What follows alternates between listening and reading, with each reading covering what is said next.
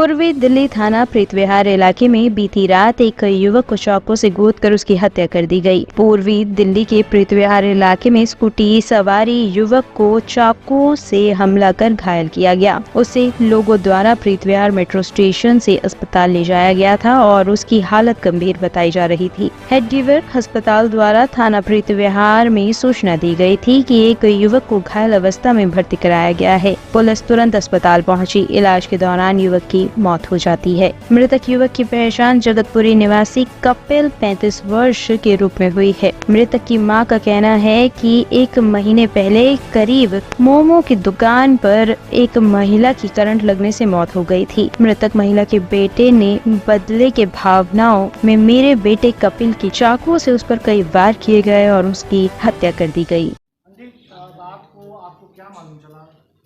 Sir मुझे तो बस उसने इतना कहा है कि मम्मी मैं थोड़ी देर में आ रहा हूँ, मुझे दरवाज़ा खोल दो, मुझे बाहर जाना है। तो मैंने उसे मना करा है कि बेटे नहीं जाना। तो वो कह रहा है चाबी दे दो नहीं तो मैं कूद जाऊँगा छत से। तो मैंने पापा ने उसके चाबी दे दी है। अब वो निकल के गया। 15-20 मिनट बाद ही 10 सवा 10 बजे कॉल आया कि उसका एक्सीडेंट हो गया, तो हेडगेवार में एडमिट है, जल्दी से पहुँचो। इसके पापा और चाचा दोनों वहाँ गए हैं। बस उन्होंने जाते देखा तो 5 मिनट बाद वहाँ पता लगा कि चक्कुओं से मारा है किसी ने और उसकी मौत हो गई है। तो आपको पुलिस ने क्या बताया, किसी ने मारा, कुछ मालूम चला आपको बाद में? बाद में नहीं मालूम पड़ा। हमने उनसे रिक्वेस्ट करी कि सीसीटीवी कैमरे देखिए, सब कुछ देखिए, हमें इंसाफ चाहिए। हमें थोड़ा शक तो था, बड़ा लड़का धमकियाँ दे रहा था कि कभी जहाँ दिखे उसे मार दीजिए। क्यों दे रहा था? हमने क्या गुनाह करा? मेरे बेटे ने क्या गुनाह करा या हमने क्या गुनाह करा जो धमकियाँ दे रहा है हमें? अब वो उसने कैसे करा है वो हमें नहीं पता, कैसे मारा है उसने। 6 चक्कू से लगे हैं। मेरा लड़का खूनो खून हो रहा है। छाती पे जो उसके चक्कू लगा है उससे वो मर गया। क्या हुआ है मुझे नहीं पता। मेरे को तो जब आया फ़ोन तो वो मरा हुआ था। वहाँ 5 मिनट में ही उसकी मौत हो गई, 5-10 मिनट में हॉस्पिटल में। तो आप बताया जा रहा है कि आरोपी जो जिसने चाकू मारा था वो गिरफ्तार हो चुका है, मालूम चला क्या? वो रात को हमें 2 बजे मालूम पड़ा है कि वो मिल गए हैं उसको। 3 बजे, तो 2-3 के बीच में। पुलिस ने बताया क्यों मारा था, कपिल को कुछ बताया पुलिस ने? बदले की भावना। माँ मरी थी ना हमारे घर में, उसकी का करंट लगने से। वो उन्होंने इल्ज़ाम लगाया कि कपिल ने मारा है और मेरे कपिल ने कुछ नहीं करा। मेरा कपिल घर पे था अपने और वो नहा रहा था उस टाइम। नौकर ने कॉल करके बुलाया कि भैया आंटी को करंट लग गया, जल्दी से आइए। वो आया, उसने कहा कि फ्रिज कैसे गिर गया आंटी के ऊपर। तो उसने कहा कि भैया, उसने कहा वीडियो कॉल करके मुझे दिखाओ। लड़के ने वीडियो कॉलिंग करके दिखाई है। तो कपिल जैसे भी बैठा था, उसने पूजा भी नहीं करी और वो भाग गया कमरे में अपने दुकान पे। तो दुकान पे जाते ही उसने पहले, सबसे पहले फटाफट उसके लड़के को बुलाया, दूसरे नंबर वाले को, और उसको लेके कि चल तेरी मम्मी के पास ऐसे बात हो गई, करंट लग गया, फटाफट मेरे साथ चल, मम्मी बेहोश हो गई है, बस। और वो लड़के को लेके हरिद्वार चले गए, वहाँ उसकी मौत हो गई है। आप पुलिस से क्या चाहते हैं? हम पुलिस से मदद चाहते हैं और अपने घर की सुरक्षा चाहते हैं, छोटे बच्चे की। मेरे 2 बेटे हैं। एक बेटा तो उन्होंने मार दिया सर, उन्होंने मौत के बदले मौत दे दी मुझे, और मेरी छोरी तो खाली हो गई ना। मैं किसको बोलूं? मुझे भी तो इंसाफ चाहिए ना सर। ये एक अकेले का काम नहीं है, ये 4-5 बच्चों का काम है।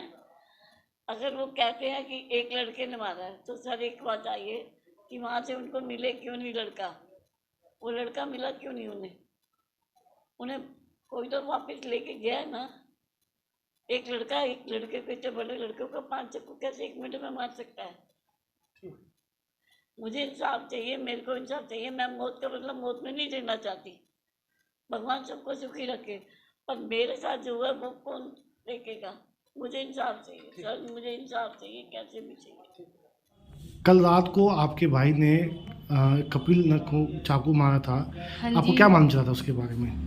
एक्चुअली वो मम्मी की, वो कपिल ने मम्मी को मारा था ना, तो एक्चुअली उसका माइंड थोड़ा वो है, तो इसके कारण इसने कपिल को मार दी मम्मी के चक्कर में। कि एक्चुअली उससे देखा भी नहीं गया और वो बार बार उसके नज़र में आता है, सब बोलते हैं, तो इसलिए उसको गुस्सा आता है और थोड़ा माइंड में है और पीता ज़्यादा है, उसके कारण उसने कपिल का मर्डर कर दिया।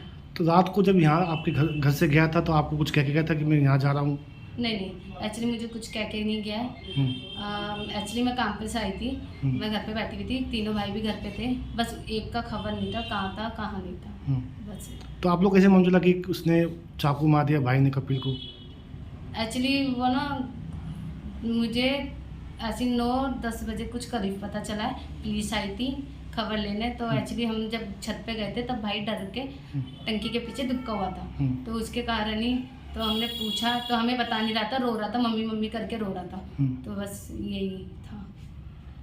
तो ये पहले घर आया था उस कपिल को मारने के बाद भाई आपका? हाँ जी, ये सीधा मार के घर आया है, भाग के ऊपर पहुंच गया, हमें ये भी नहीं पता ये कब ऊपर पहुंचा है, कब छत पे बैठा है, कब रो रहा है कब नहीं। जब इसकी तेज की रोने की आवाज़ आई है, चिल्लाने की, तब हम ऊपर गए थे भाग के। तो क्या पुलिस ने कपिल आपके भाई को घर से पकड़ा था?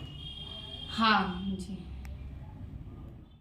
देर रात प्रीत विहार मेट्रो के पास एक युवक की हत्या हुई है, क्या है मामला पूरा? इसका गुलबर्ग भी हुआ है। अभी कल देर रात हमें हेडगेवार हॉस्पिटल से इत्तला मिली थी कि एक आदमी 3 स्टैब इंजरीज़ के साथ हॉस्पिटल में एडमिट हुआ है और काफ़ी क्रिटिकल कंडीशन में है। सब्सिक्वेंटली एक्सेसिव ब्लीडिंग की वजह से उसकी डेथ भी हो गई।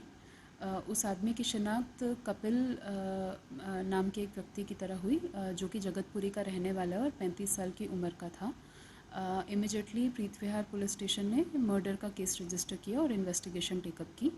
लोकल इंटेलिजेंस और इन्फॉर्मेशन के बेसिस पे हमने कल रात ही एक CCL को एप्रीहेंड कर लिया, जिसने हमें बताया कि कुछ दिनों पहले उनकी मदर, जो कि कपिल के यहाँ पे दुकान में काम करती थी, उनकी डेथ हो गई थी और फैमिली को ऐसा सस्पिशन था कि शायद कपिल का ही इन्वॉल्वमेंट था उनकी डेथ में, और इसी के लिए उन्होंने रिवेंज लेने के लिए चाकू मार के कपिल की हत्या कर दी। टॉप स्टोरी ब्यूरो के लिए दिल्ली से रवि डालमिया की रिपोर्ट।